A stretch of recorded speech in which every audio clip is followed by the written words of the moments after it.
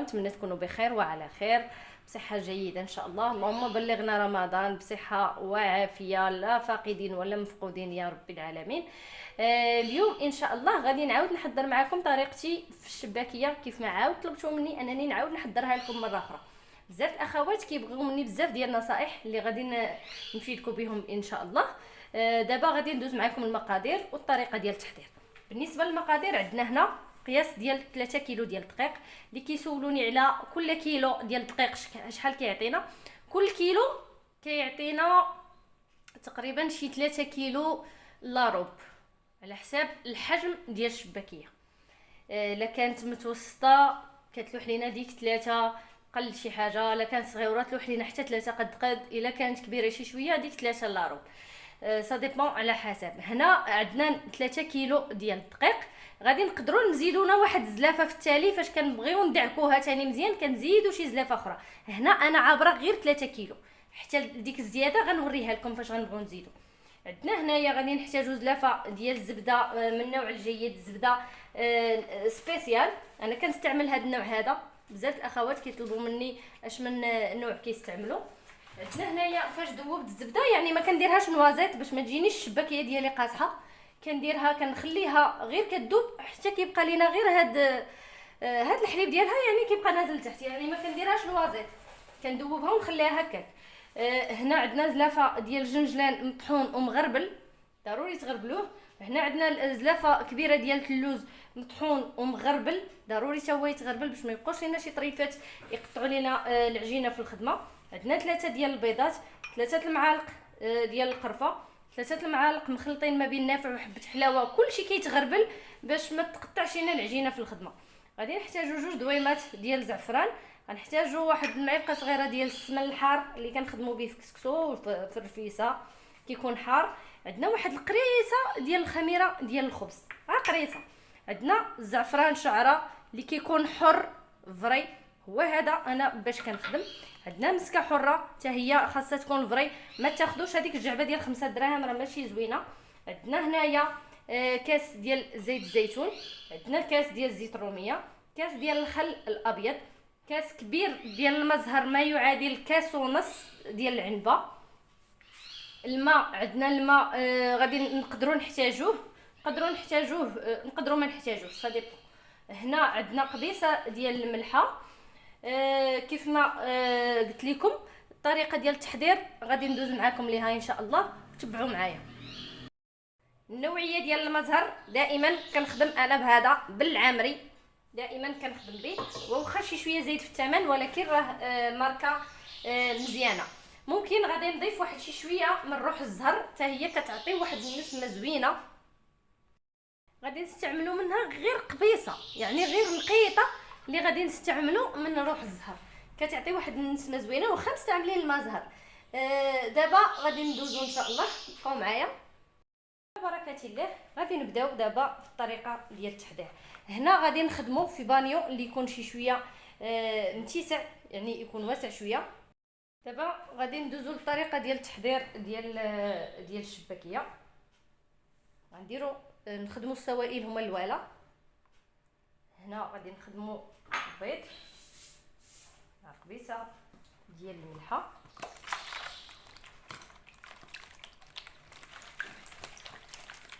ماشي ضروري نبقاو نحركوا فيه ولكن غير نخلطوه ونبداو. ديروا الزبده كيف قلت لكم، ديروهاش نوازيط، غير طيبوها، غير ذوبوها وخلي غير ينزل هذاك الحليب في الاسفل صافي وخدموا. هنا زيت الزيتون،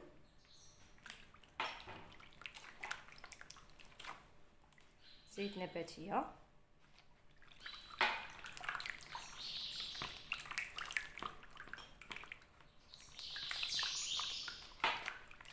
هنا عندنا الخل، ديروا الخل الابيض ما ديروش الخل العادي لانه كيكون مجهد. هنا المزهر، هنا القرفه راها عبار 3 المعالق معبورين.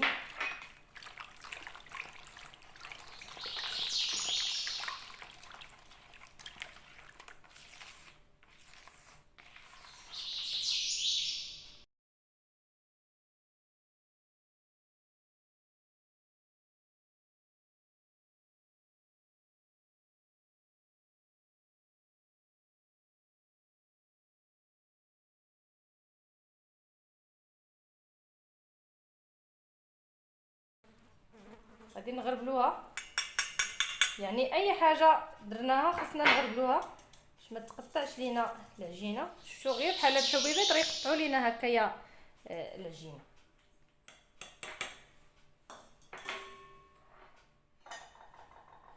هنا غادي نديرو 3 ديال المعالق ما بين نافع وحبه حلاوه مطحونين،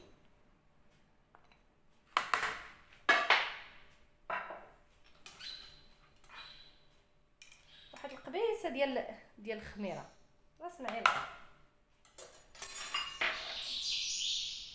هنا غنحتاجو نديرو السمن،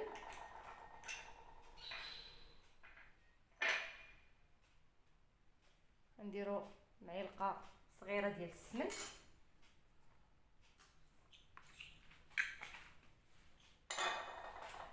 غادي نحركو هاد الزعفران باش ما يبقاوش دوك الحبيبات مبرزطيننا.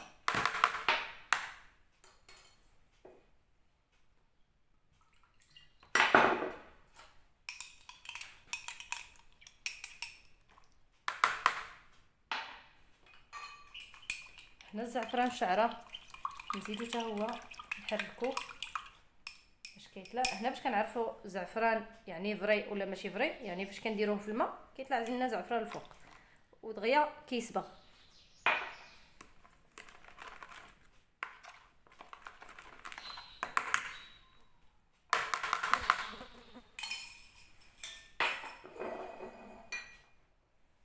دابا هنا غادي نديرو زلافه كبيره ديال اللوز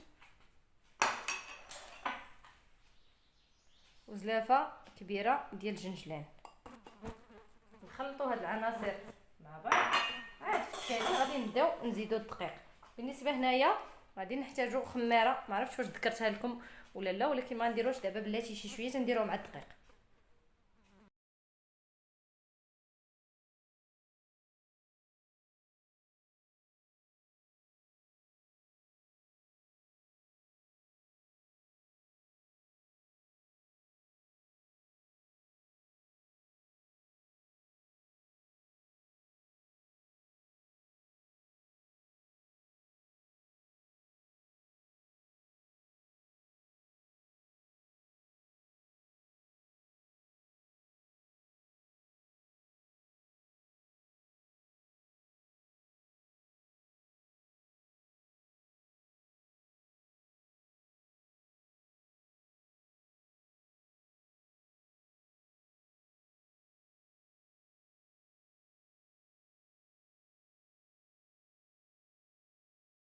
هنا جمعنا العجينه كيف شفتوا، دلكناها مقسمه وعاود جمعناها في عجينه وحده. سخفتني مع قاصحه. المهم ها هي غادي نخليوها ترتاح، ضروري انها تكون قاصحه بحال هكا، تكون قاصحه باش تحصلوا على نتيجه مزيانه.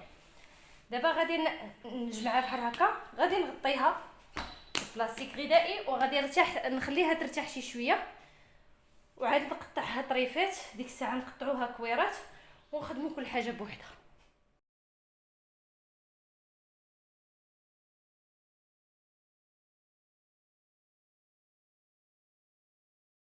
العجينه ديالنا كيف ما شفتوا كورناها وخليناها حتى ارتاحت. دابا ها هي ارتاحت وارطابت لينا. دابا غادي نبداو نسرحوا بالماكينه. كنديروا شي شويه ديال الدقيق وكنسرحوا العجينه بحال هكا دلات هكا. خاصها تكون العجينه ديالنا خاصها تكون يعني سلسه.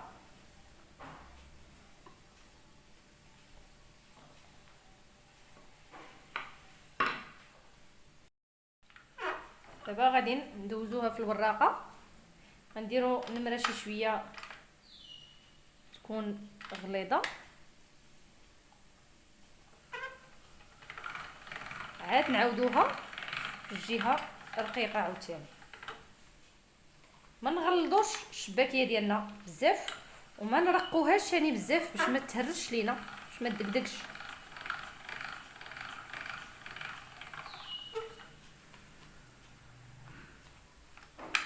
انا هنا كنبقى نزيد شويه بشويه حتى كنوصل يعني الحجم اللي بغيت، السمك اللي بغيت.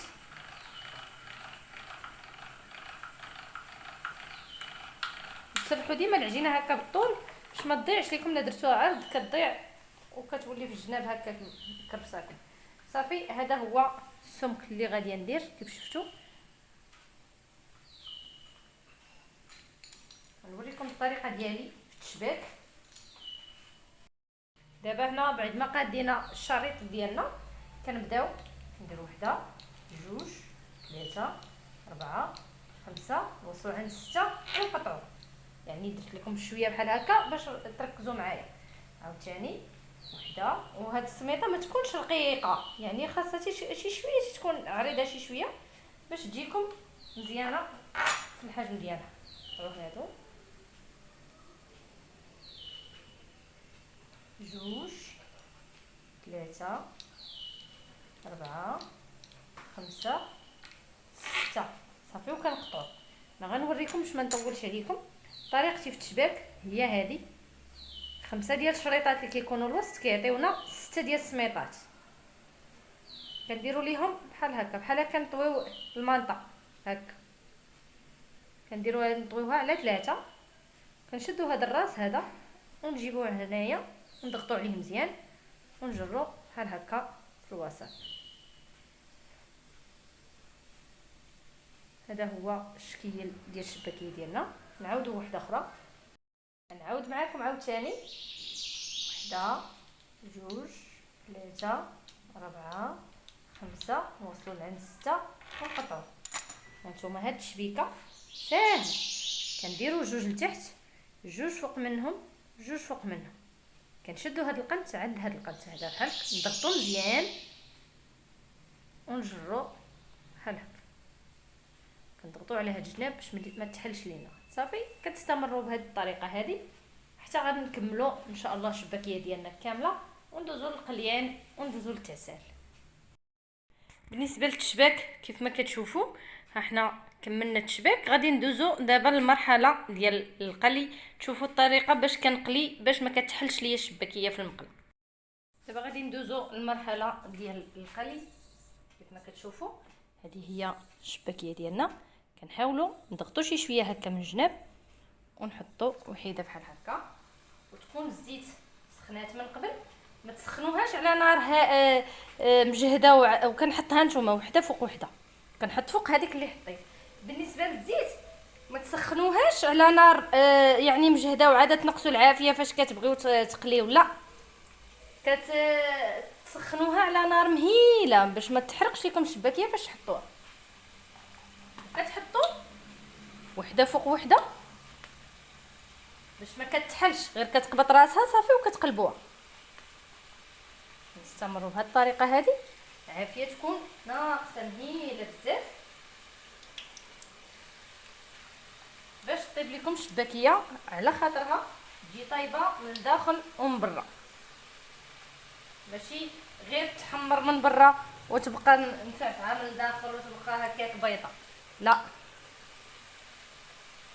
تبعوا معايا المراحل وغادي ان شاء الله تنجح معكم، لان بزاف الاخوات طلبوا مني هاد الاسرار. قلت ماشي مشكل، انا مصيباها الحمد لله. ما عمرها حشماتني في الخدمه ديالي. بالنسبه لي كليون كتعجبهم الشباكيه ديالي، كتجي بنينه وكتجي غزال. دابا غادي نكمل القلي. دابا فاش كتقبط راسها كنبداو نحلو وحده على وحده. شفتوا كيفاش كتبقى قابطه الشكل ديالها. هنا الكليانه ديالي طلباتها مني في حجم كبير. غاد الشباكيه تكون كبيره شي شويه، شي لاش كتبان هكا كبيره مع الكاميرا. صافي، دابا غادي نخليوها.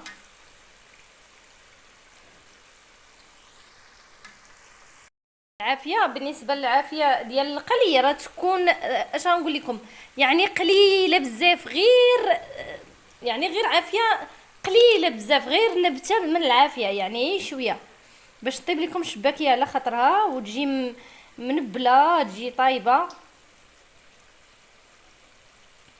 شفتوا كيفاش بقات في الحجم ديالها. انا بالنسبه لي كليون كاين اللي كيطلب مني شباكيه الحبات كبار، كاين اللي كيبغي حبات غير صغار. هانتوما غادي تشوفوا بالنسبه لهاد الكونتيتي اللي درت انا ديال الشباكيه، راه كيف ما وريتكم 3 كيلو ديال الدقيق راه كتعطينا تقريبا حتى 8 ونص 8 كيلو ونص تقريبا. هانتوما كيف ما كتشوفوا ها الشباكيه ديالنا ها هي تحمرات على خاطرها وعلى مهل. كنهزوها بحال هكا الصفايه. شفتوا كيفاش كتجي منبله عامله دوك النبيبلات. كنحطوها في الزيت في العسل، تكون ثقيله وبارده، ما تكونش العسل جاريه. راه بزاف كيلقاو مشكل في هذه المساله ديال العسل، انها كتكون سخونه وما كتشربش ليهم الشباكيه. غادي نستمروا دابا حتى نكملوا الشباكيه ديالنا. نتلاقاو غادي نخليوها دابا في العسل، غنبقاو نخويو عليها العسل بحال هكا، نخليوها حتى تشرب هذا العسل هذا. عاد نحيدوها من العسل وتزينوها باش بغيتو، اما بزنجلان اما باللوز ايفيلي، كلشي على حساب اللي بغيتو. دابا ما نطولش عليكم، نتلاقاو ان شاء الله بعد ما نكمل الشباكيه ديالي. المهم اهم حاجه هو الاسرار، هانتوما عرفتوهم. كيف ما كتشوفوا حيدناها من العسل، دابا كنرشوا عليها اللوز ايفيلي بحال هكا. صراحه اللوز ايفيلي كيعطيها منظر زوين، غير هو حمروه شي شويه لا بدا باش ما يخسرش لكم لوغو ديال الشباك. مشاهدينا الكرام، الشكل النهائي ديال الشباكيه ديالنا اللي حضرت معكم كيف ما كتشوفوا، هذا هو الشكل ديالها، الشكل النهائي. شفتوا الطريقه ديال التشباك كيفاش كتجي عاطيه واحد الشكل زوين. اللي بغى هكايا بحجم كبير كنديرها لهم بحجم كبير، اللي بغى صغيورين كنديروهم صغيورين. داكشي كيبقى حسب الكليان اشنو كيطلب منك. كتجي رائعه، كتجي مرمله و اون ميم طون، يعني هانتوما ما كتهرش، وفي نفس الوقت راها هانتوما متقبه كامله شاربه العسيله ديالها، وكتجي هشيشه وبنينه. كنتمنى انها تنال الاعجاب ديالكم حتى نتوما وتجربوا الطريقه ديالي. وشكرا لكم، الى اللقاء، نتلاقاو في درس جديد ان شاء الله. شوفوا هنا هانتوما، شفتوا كيفاش كتجي هشيشه، وفي المذاق ما غاديش نتكلموا عليه بطبيعه الحال، كتجي بنينه بزاف.